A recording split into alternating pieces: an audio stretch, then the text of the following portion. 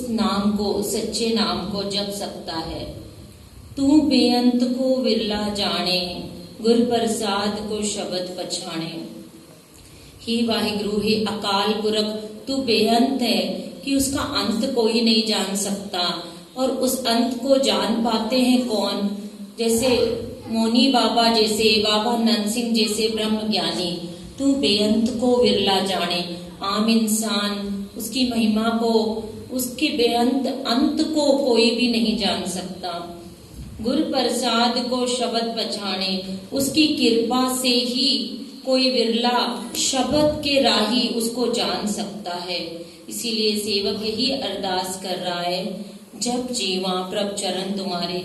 हे वाहिगुरु, मेरे पर ऐसी कृपा कर कि मैं जप कर उस हृदय में तेरे नाम को प्राप्त करूं, आत्मिक जीवन का आनंद माणूं। दयाल पुरख मेरे प्रभ दाते, जिसे जनाओ तेने तुम जाते। हे अकाल पुरख, जिसके ऊपर तेरी कृपा होगी, तू तुझे जानना चाहता है।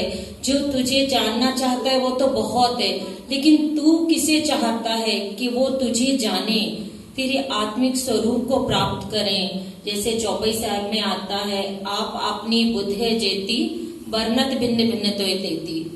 मतलब जिसकी जितनी बुद्धि हो, समझाने को हम सबको सब कुछ समझाते हैं, संगत का महात्म बताते हैं। संत तो आते ही दुनिया में नाम से जोड़ने के लिए हैं, लेकिन जिसकी बुद्धि जितनी होगी, जिसकी समझ जितनी होगी, वो उतना ही समझ पाता है। सदा सदा जाई बलहारी, इतुत देखूं ओट तुम्हारी। मैं बलहार जाता हूँ क्योंकि यहाँ लोक और परलोक में, इतुत देखूं ओट तुम्हारी का मतलब है लोक और परलोक में दोनों जगह पर मुझे तेरी ओट और आसरा चाहिए।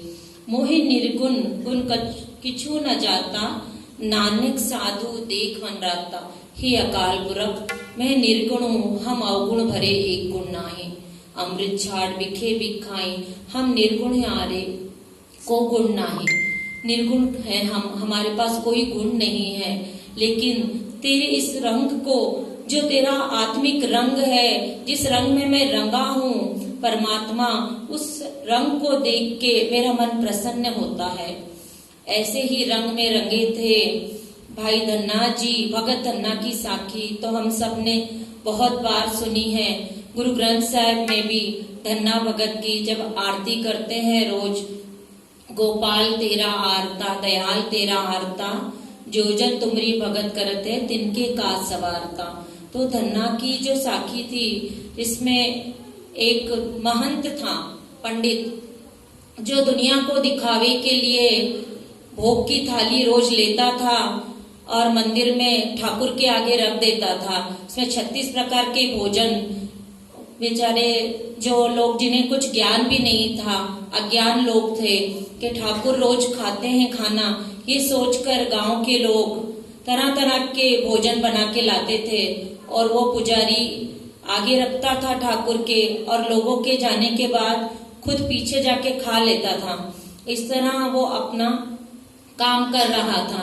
धन्ना भगत जो कि जाट था, उसने एक बार उनको पूछा कि ठाकुर कौन है और कैसे मानते हैं, मुझे भी एक ठाकुर दे दो। मैंने बहुत नाम सुना है कि ठाकुर के मिलने से सब काम हो जाते हैं। तो पुजारी ने पहले तो उसे टाल दिया, भगा दिया गंवार कह के, लेकिन जब धन्ना भगत रोज उसके पीछे लगा तो एक दिन रास्ते पे चलते चलते उस पुजारी ने एक पत्थर पड़ा था, वो पत्थर का टुकड़ा उठा के उसे दे दिया, बोला ले जा ठाकुर, यही ठाकुर है। उस गंवार जाट को ये भी नहीं पता था बेचारे को, वो उसे घर में लेके आया, उस पत्थर को स्नान कराया, तिलक लगाया और उसे वस्त्र पहनाए और सजा के रख दिया और उसके आगे भोग की थाली बनाई।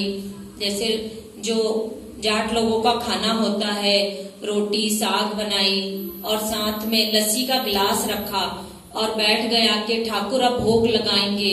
उसकी समझ तो इतनी थी कि ठाकुर भोग लगाते हैं और फिर पंडित खाता है, तो वो बैठा था कि ठाकुर भोग लगाएंगे और मैं खाऊंगा। तो बहुत समय बीत गया, ठाकुर तो आते ही नहीं थे। वो बैठा रहा, रात हो गई।